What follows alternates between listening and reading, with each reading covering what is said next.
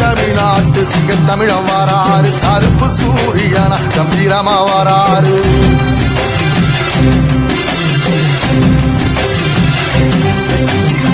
ஏழசனங்களுக்கு பங்காளியா வாராரு, வாரி கொடுப்பதிலே வரலாற வாராரு.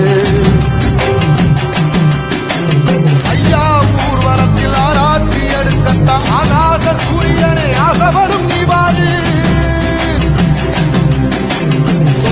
சொன்ன சொல்லில் சத்தியம் அளிப்பாரு, நின்னையரோ நிச்சயம் அதைப்பாரு.